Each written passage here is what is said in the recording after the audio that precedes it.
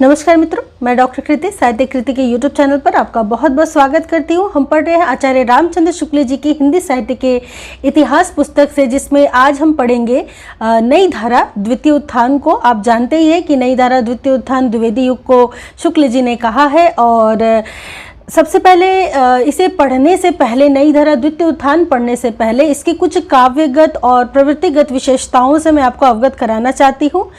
तभी आपको शुक्ल जी की जो नई धारा द्वितीय उत्थान है अच्छी तरह से समझ में आएगी। आपको सबसे पहले ये जानना आवश्यक है कि जिस प्रकार भारतेंदु युग में खड़ी बोली में लिखने की नींव डाली गई थी, लेकिन तब वहाँ पे ब्रज भाषा का उपयोग किया जाता था। लेकिन द्विवेदी युग में जाकर के बहुत सारी जो रूढ़िवादी जो शैलियाँ थी, जैसे मुक्तक शैली थी, तो मुक्तकों को बिल्कुल के हटा करके, क्योंकि आप जानते ही हैं कि रीतिकाल तक जो मुक्तक और श्रृंगारिक पदों को रचा जाता था, मुक्तक शैली की जो प्रविधि वहाँ पे चलती थी, उस पर बिल्कुल द्विवेदी जी ने रोक लगा दी। और कह सकते हैं कि इतिवृत्तात्मकता के आधार पर उन्होंने लेखकों से रचनाओं को लिखने का आग्रह किया। इतिवृत्तात्मक अर्थात कथा के आधार पर, कथा को आधार लेकर के खड़ी बोली में उन्होंने विशेषकर काव्यगत रूप को खड़ी बोली में लिखने का, काव्य को खड़ी बोली में प्रस्तुत करने का उन्होंने प्रयास किया। और लेखकों से भी बराबर यही आग्रह वो करते रहे। आप जानते ही हैं कि जो सरस्वती जो पत्रिका थी, उसका द्विवेदी जी ने, महावीर प्रसाद द्विवेदी जी ने सन 1930 से सन 1920 ईस्वी तक उसका कार्यभार उन्होंने संभाला था। और इस पत्रिका का संपादन का कार्यभार संभालते हुए उन्होंने इसी पत्रिका के माध्यम से विभिन्न लेखकों को, अपने निबंधों को प्रकाशित किया, जिसमें बराबर वे खड़ी बोली की ओर, या कह सकते हैं कि लेखकों को, कवियों को खड़ी बोली की और विशेष रूप से लिखने को प्रेरित करते रहते थे। तो एक तो हो गई कि द्विवेदी युग में पूरी तरीके से जो रूढ़िवादी पद्धति थी उसको बिल्कुल से हटा दिया गया और बिल्कुल एकदम कह सकते हैं कि इतिवृत्तात्मकता के आधार पर रचनाएं वहाँ पे होने लगी। सरस्वती के कार्यभार को संभालने के साथ साथ उन्होंने बहुत सारे अपने निबंधों को और लेखों को सरस्वती पत्रिका के माध्यम से प्रकाशित कराया और बराबर अपने लेखों के माध्यम से उन्होंने कवि एवं रचनाकारों को खड़ी बोली का विशेष रूप से प्रयोग करने को कहा। और काव्य जगत में एक कह सकते हैं कि खड़ी बोली को जो एक विस्तृत जो प्रांगण मिला, वो प्रांगण मिला था द्विवेदी युग में। हालांकि नींव इसकी भारतेंदु युग में पड़ गई थी, पर पूरा प्रांगण, जो विस्तृत प्रांगण इसको मिला, वो द्विवेदी युग में ही मिला। एक दूसरी बात यह थी कि जब खड़ी बोली में प्रयोग किया गया, मतलब लिखा जाना शुरू हुआ, उस समय बहुत सारी त्रुटियां होने लगी। मतलब लेखकों के जो रचनाएं आती थी उसमें बहुत सारी त्रुटियां होती थी, वो भाषागत त्रुटियां होती थी, व्याकरणिक त्रुटियां होती थी। तो इन सभी त्रुटियों को सुधारने के लिए बराबर महावीर प्रसाद द्विवेदी जी अपने सरस्वती पत्रिका के माध्यम से प्रेरित करते थे, बताते थे। ठीक है, तो एक तो यह भी था, सरस्वती पत्रिका के उस समय संपादन का जो कार्य था उसमें भाषा की दृष्टि से खड़ी बोली के विकास के लिए, व्याकरणिक त्रुटियों को दूर करने के लिए द्विवेदी जी ने बहुत सारा कार्य किया। दूसरी बात यह है कि कह सकते हैं कि द्विवेदी जी ने एक आदर्श और नैतिकता को स्थापित किया। आदर्श और नैतिकता की इसी स्थापना के दौरान आप एक प्रश्न परीक्षा में अक्सर देखते होंगे कि किसने निराला की रचना जूही की कली को अश्लील कह करके लौटा दिया था। तो ये महावीर प्रसाद द्विवेदी जी ही थे जिन्होंने सरस्वती पत्रिका में इस कविता को छापा नहीं था, छापने से इनकार कर दिया था। और निराला जी के जूही की कली जो उनकी कविता थी, उनकी जो रचना थी, उसको अश्लील कह करके खारिज कर दिया था कि वो नहीं छापेंगे। तो एक तरीके से वे कह सकते हैं कि नैतिकता की भी स्थापना द्विवेदी युग में हमें देखने को मिलती है कि केवल वैसी रचनाएं जो लोगों को जागृत कर सके। और चूंकि जागरण सुधार काल ये था ही, लोगों की जागृति, राष्ट्र भावना, राष्ट्र प्रेम, इन सब की आवश्यकता थी समाज में। साथ साथ एक ऐसी भाषा जो कह सकते जमीनी स्तर के लोगों से जुड़ी हुई थी, जो क्लिष्ट नहीं थी, और वो थी खड़ी बोली। तो काव्य के रूप में खड़ी बोली के विकास पर द्विवेदी जी ने जोर दिया और साथ बाद के सभी कवि एवं लेखकों को भी इस पर लिखने को, और आप देख भी सकते हैं कि बहुत सारे महाकाव्य भी जो है इसी द्विवेदी युग में लिखे गए थे। मैथिली शरण गुप्त जी का आप देख सकते हैं साकेत है, प्रिय प्रवास है, ठीक है। तो इस प्रकार से कई रचनाएं जो कि महाकाव्य के रूप में हम कह सकते हैं, प्रबंध काव्य के रूप में कह सकते हैं, हमारे सामने देखने को मिलती है द्विवेदी युग में। ये केवल महावीर प्रसाद द्विवेदी जी के प्रयासों के द्वारा। तो इस प्रकार आप देख सकते हैं कि बहुत सारी रचनाओं को, साथ साथ अनुवाद की भी बहुत सारी रचनाएं सामने आई, जैसे कि आप श्रीधर पाठक की बहुत सारी रचनाएं हैं, जैसे अनुवादित ग्रंथ है एकांतवासी योगी, है ना, उजड़ ग्राम। तो इस प्रकार की बहुत सारी अनुवादित रचनाएं भी आपको देखने को मिलेंगी, जिसको हम विस्तार से भी शुक्ल जी की पुस्तक में पढ़ेंगे। तो ये थी भारतेंदु युग से द्विवेदी युग में क्या विस्तार पाया खड़ी बोली ने, और महावीर प्रसाद द्विवेदी जी ने क्या कार्य किया, क्या लोगों को, कवियों को प्रेरित करने के लिए, समाज के लिए क्या कुछ किया, ये सभी मैंने एक पृष्ठभूमि के तौर पे आपको बताया, जिससे कि आपको प्रवृत्तिगत विशेषताएं समझने में बहुत आसानी होगी। अब हम चलेंगे शुक्ल जी की पुस्तक के ऊपर, तो आप बाकी सारी चीज़ों को अच्छे से कोरिलेट कर पाएंगे और बहुत आसानी से समझ पाएंगे। तो चलिए शुक्ल जी की पुस्तक में हम चलते हैं और देखते हैं नई धारा द्वितीय उत्थान। तो यहाँ हम देखते हैं कि शुक्ल जी द्विवेदी युग की काव्य प्रवृत्तियों के विषय में क्या लिखते हैं। तो प्रकरण 3 के अंतर्गत जो काव्य खंड है, इसका समय जो दिया गया है संवत 1950 से 1975, ठीक है। सामान्य परिचय में हम देखेंगे नई धारा द्वितीय उत्थान, ठीक है। तो सबसे पहले तो शुक्ल जी ने द्विवेदी युग को क्या कहा है, जागरण सुधार युग को कहा है नई धारा द्वितीय उत्थान, ठीक है। नई धारा प्रथम उत्थान भारतेंदु युग को, और नई धारा द्वितीय उत्थान द्विवेदी युग को। तो शुक्ल जी लिखते हैं कि पंडित श्रीधर पाठक के एकांतवासी योगी, तो एकांतवासी योगी जो है वो एक अनुवादित पुस्तक है। इसका उल्लेख खड़ी बोली की कविता के आरंभ के प्रसंग में शुक्ल जी ने प्रथम उत्थान के अंतर्गत ही कर दिया था, ठीक है। कहने का तात्पर्य यह है कि जो पंडित श्रीधर पाठक का अनुवादित ग्रंथ है, रचना है एकांतवासी योगी, कहते हैं कि सीधी साधी खड़ी बोली में अनुवाद करने के लिए एक ऐसी प्रेम कहानी चुनना जिसकी मार्मिकता अपढ़ स्त्रियों तक के गीतों की मार्मिकता के मेल में हो, पंडितों की बंधी हुई रूढ़ी से बाहर निकलकर अनुभूति स्वतंत्र क्षेत्र में आने की प्रवृत्ति का द्योतक है। यानी कि एक ऐसी भाषा का विकास किया जा रहा था खड़ी बोली का, जो कि पंडितों की बंधी हुई जो रूढ़ी थी उससे बाहर निकालकर सामान्य जनता के समझ आने योग्य हो सके। भारतीय हृदय का सामान्य स्वरूप पहचानने के लिए पुराने प्रचलित ग्राम जो गीत थे, ग्राम गीतों की ओर भी ध्यान देने की आवश्यकता है। केवल पंडितों द्वारा प्रवर्तित काव्य परंपरा का अनुशीलन ही अलग नहीं, यानी कि काफ़ी यही केवल पंडितों के द्वारा प्रवर्तित काव्य परंपरा का अनुशीलन करना ही काफ़ी नहीं है, बल्कि हमें वापस से पुराने प्रचलित ग्राम जो गीत होते हैं उनकी ओर भी ध्यान देने की आवश्यकता है। आगे हमें शुक्ल जी बताते हैं कि पंडितों की जो बंदी बंधाई जो एक प्रणाली थी, तो पंडितों की बंदी प्रणाली पर चलने वाली काव्यधारा के साथ साथ सामान्य अपढ़ जनता के बीच एक स्वच्छंद और प्राकृतिक भावधारा भी गीतों के रूप में चलती रहती है। ठीक उसी प्रकार जैसे बहुत काल से स्थिर चली आती हुई पंडितों की साहित्य भाषा के साथ साथ लोक भाषा की स्वाभाविक धारा भी बराबर चलती रही है। कहने का तात्पर्य है कि पंडितों की जो काव्य भाषा रही थी उसके साथ साथ सामान्य जनता के बीच में जो उनकी भावधारा के गीत थे वो भी हमेशा से चलते आ रहे थे। जब पंडितों की काव्य भाषा स्थिर होकर उत्तरोत्तर आगे बढ़ती हुई लोक भाषा से दूर पड़ जाती है और जनता के हृदय पर प्रभाव डालने की उसकी शक्ति अब कम हो जाती है, क्षीण होने लगती है, तब शिष्ट समुदाय क्या करता है, लोक भाषा का सहारा लेता है और अपनी काव्य परंपरा में एक नया जीवन डालता है।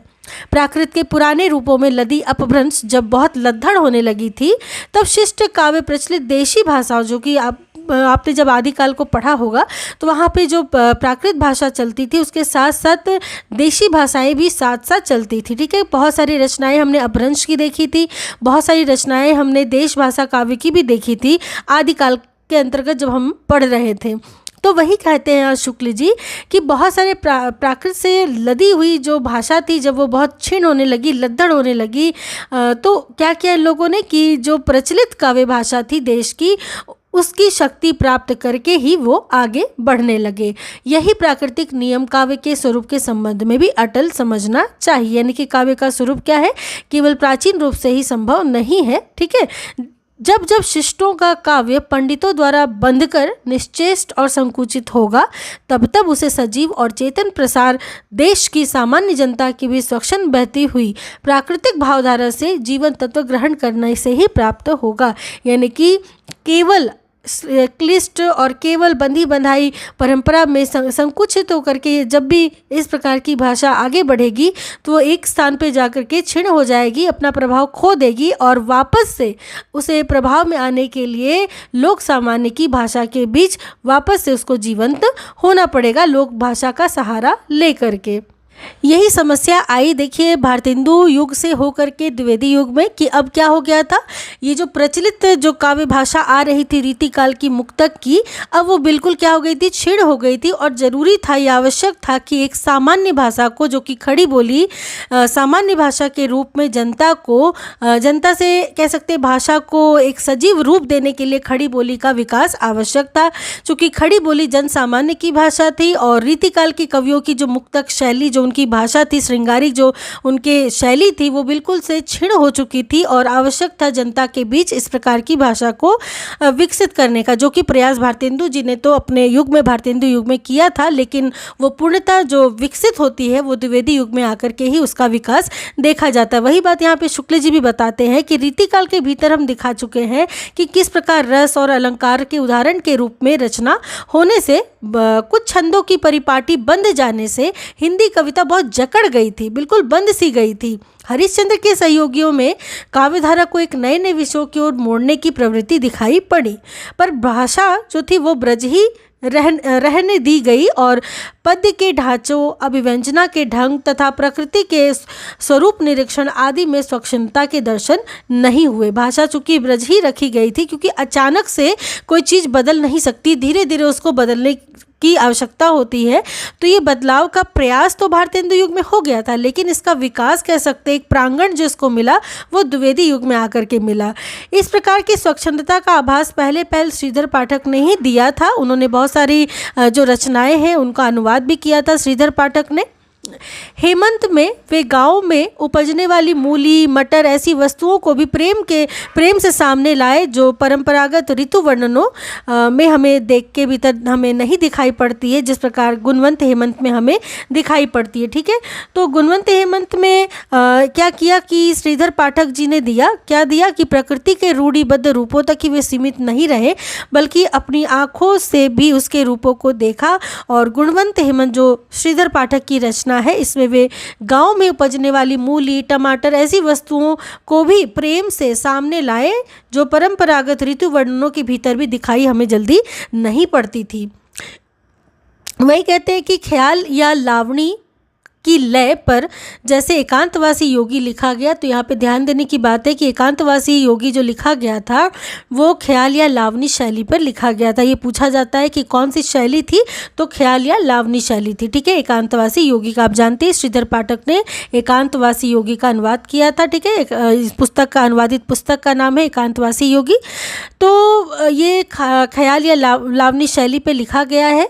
वैसे ही सुथरे साइयों के सदुकड़ी ढंग पर जगत सच्चाई सार, ठीक है, जगत साधुकड़ी ढंग पे लिखा गया था जगत सच्चाई सार, जिसमें कहा गया कि जगत है सच्चा, तनिक न कच्चा, समझो बच्चा इसका भेद। ठीक है, स्वर्गीय वीणा में उन्होंने उस परोक्ष दिव्य संगीत की ओर रहस्यपूर्ण संकेत किया, जिसके ताल सुर पर यह सारा जो हमारा देश है वो चलता है। ठीक है, तो कहने का मतलब है कि एक तो आपने देखा ख्याल या लावनी शैली की लय पर एकांतवासी योगी लिखा श्रीधर पाठक ने, वहीं जगत सच्चाई सार जो कि सदुकड़ी के ढंग पर लिखा गया है। ठीक है, स्वर्गीय वीणा में उन्होंने उस परोक्ष दिव्य संगीत की ओर रहस्यपूर्ण संकेत किया है, जिसके ताल सुर पर यह सारा विश्व नाच रहा है। इन सब बातों का विचार करने पर पंडित श्रीधर पाठक ही सच्चे स्वच्छंदतावाद यानी रोमांटिसिज्म के प्रवर्तक ठहरते हैं।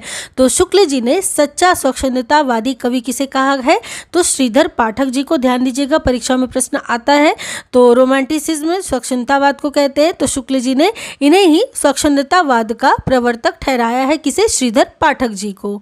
आगे शुक्ल जी लिखते हैं कि द्विवेदी जी सरस्वती पत्रिका द्वारा बराबर कविता में बोलचाल की सीधी सादी भाषा का आग्रह करते रहे थे। आपको पता ही है कि सन 1903 से 1920 तक सरस्वती पत्रिका का जो कार्यभार संभाला था वो संभाला था द्विवेदी जी ने, और बराबर अपने निबंधों के माध्यम से सरस्वती पत्रिका में ये लेख प्रकाशित किया करते थे, जिसमें वे हिंदी कवियों को बताते रहते थे कि किस प्रकार की शैली होनी चाहिए, किस प्रकार की भाषा होनी चाहिए।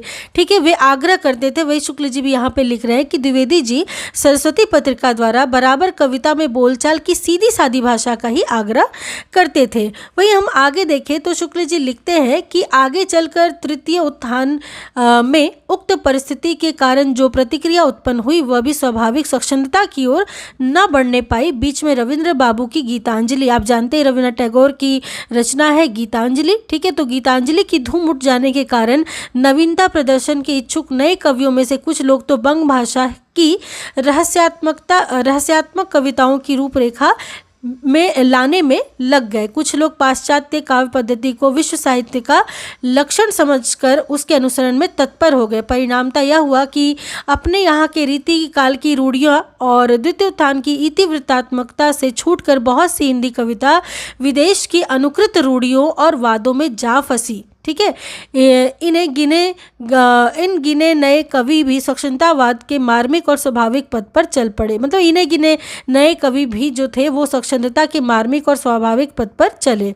मतलब कुछ ही कवि चल पाए, बाकी के जितने कवि थे वो कैसे चलने लगे, या तो बंग भाषा की तरफ वो आकर्षित हो गए, या विश्व साहित्य की ओर जो कि लक्षण जो था काव्य पद्धति था उस ओर मतलब उनका ध्यान चला गया। अपने यहाँ की रीतिकाल की रूढ़ियों पर और द्वितीय उत्थान की इतिवृत्तात्मकता पर उनका ध्यान नहीं गया। केवल इन्हें गिने ही कुछ ही मतलब ऐसे जो लेखक थे जो कि जिनका ध्यान स्वच्छंदता के ऊपर गया था। तो कहने का तात्पर्य है कि ये जो है ये पूरी जो द्विवेदी युग की कह सकते हैं परिस्थितियां हैं, विशेषताएं हैं, काव्य प्रवृत्तियां हैं, जो कि पृष्ठभूमि भी इसको कह सकते हैं, इस प्रकार से शुक्ल जी ने बताई है। तो आशा करती हूँ कि आपको द्विवेदी युग की जो पूरी काव्य प्रवृत्ति थी वो अच्छी तरह से समझ में आ गई है। अब अगली कक्षा से हम पढ़ेंगे द्विवेदी युग के सभी लेखकों को, उनकी रचनाओं को, उनकी काव्य प्रवृत्तियों को। ठीक है, और उन्होंने जो अनुवादित ग्रंथ लिखे या उनके जो मौलिक रचनाएं थी उन सबको हम विस्तार से अगली कक्षा में पढ़ेंगे। तो इसी प्रकार की वीडियोज़ को पाने के लिए चैनल को सब्सक्राइब करके जाइएगा ताकि अगला वीडियो आपको आसानी से मिल जाए। मिलती हूँ अगली कक्षा में, तब तक के लिए आप सबका बहुत बहुत धन्यवाद।